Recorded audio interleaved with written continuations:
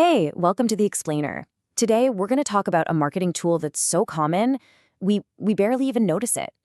And yet, it's so powerful that it's built billion-dollar brands pretty much from scratch. This is a story about psychology, about community, and yeah, a little bit of glue. Let's get into it. So, let me ask you a question. If you had to name the single most powerful marketing tool out there, what would you say? Maybe a Super Bowl commercial, a TikTok video that goes viral, a huge influencer campaign? Look, those are all great guesses, but the real answer? It might just surprise you. It might just be this: a simple sticker. I know, it sounds way too simple to be true, but just stick with me here. We're going to break down exactly how this humble piece of vinyl has become a secret weapon for some of the biggest and smartest brands in the world. To really understand its power, we first have to look at the huge problem it solves, especially for companies that are just starting out. When all they've got is a great idea and a basically empty wallet. Take a look at this number, $500. That was it. That was the entire initial marketing budget for the founders of a little website called Reddit. So what do you do with only $500? Well, they spent every single penny of it on stickers. Seriously, they took their little alien mascot, Snoo, and just plastered it everywhere. On lampposts, on signs, anywhere they could. And it created this real-world curiosity. People would see this weird little alien out in the wild, get intrigued, and then go online to figure out what it was all about.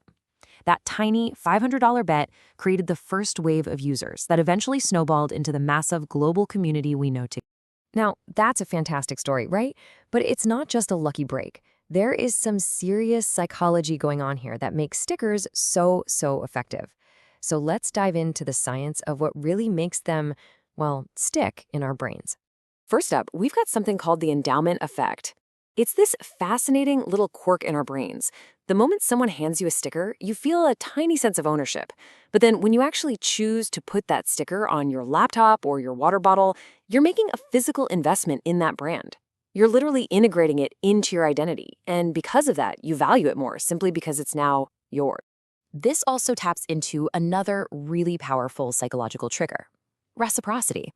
You see, when Apple puts those 2 free stickers in the box with your new iPhone, they're not just giving you a cheap piece of plastic. They're giving you a gift. And on a subconscious level, we feel this little nudge to return the favor, which, in this case, often turns into real brand loyalty. And here is the real kicker: 92%. That is the number of people who trust recommendations from friends and family, good old word of mouth, over any other type of advertising. A sticker on your friend's laptop or car, that's a silent, trusted recommendation that's working 24/7. So here's the thing: a really well-designed sticker hits almost every single psychological trigger that makes us want to share something. Putting a cool sticker on your stuff gives you social currency. It makes you look like you're in the know. Seeing it every single day on your laptop is a trigger that keeps the brand right at the front of your mind. It has public visibility, which is a form of social proof that other people also value this brand. And it all wraps up into a really simple story about who you are and what you care about. Okay, so that's the theory. Now let's see how this all plays out in the real world. We're going to look at a few brands that have become absolute masters of the sticker game. And this chart just lays it out perfectly. You've got 4 completely different angles. Reddit used them for pure guerrilla awareness. Just get the name out there. Apple uses them to signal identity. Patagonia uses stickers to align with its customers' core values. And GoPro? They use them to sell a whole lifestyle. 4 different brands, 4 brilliant strategies, all using the same simple tool. Let's zoom in on Apple for a second. That sticker they give you isn't an ad asking you to buy something. You've already bought it. It's more like a badge of honor. When you put that iconic logo on your car, you're not really advertising for Apple. You're telling the world, hey, I'm part of the club. I value design, I value creativity, I value innovation. And then you've got Patagonia, which basically does the exact opposite of traditional marketing. On Black Friday, when every other company is screaming, "Buy now!" Patagonia runs ads explaining the environmental cost of making their own products. It's this radical honesty that builds an incredible amount of trust. So their stickers, they don't become a symbol of buying stuff, they become a symbol of a commitment to sustainability. And the craziest part? This anti-marketing approach made their sales jump by 30%. But, of course, it's not always that simple. There's a really fine line between a beloved badge of honor and just another unwelcome ad. So let's flip the coin and look at the other side of this. This quote from a Reddit user just captures the skepticism perfectly. For a lot of people, a logo is just an ad, and they have zero interest in becoming a free walking billboard. The brand has to earn that space on their laptop.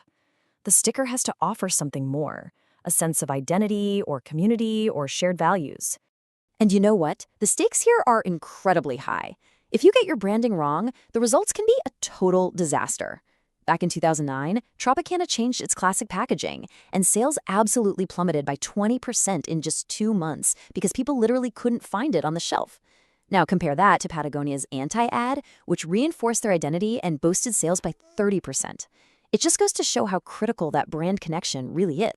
So, how do you even know if any of this is actually working? I mean, measuring the return on investment for a sticker campaign is definitely tough, but it's not impossible. Businesses can get clever with it, using things like unique promo codes, QR codes that lead to special web pages, or even just asking new customers how they heard about them. It helps paint a clearer picture of the impact. Okay, so where does a technology that's been around for centuries go from here? Well, the future is all about bridging the gap between the physical and digital worlds, what some people are calling phygital. It's about turning a simple sticker into a gateway for an interactive experience.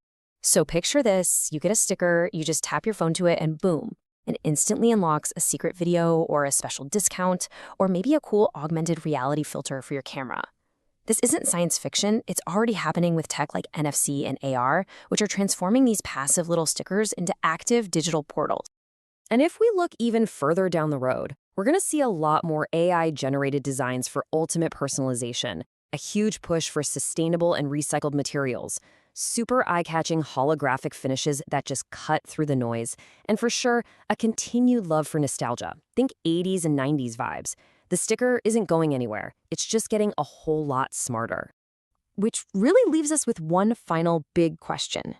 In a world that is completely saturated with digital ads that, let's be honest, we're all trained to ignore, is it possible that the most powerful and authentic connection a brand can make is still a physical one? Something you can actually hold and own and share? Well, the quiet, enduring power of the sticker seems to suggest that the answer is a definite yes.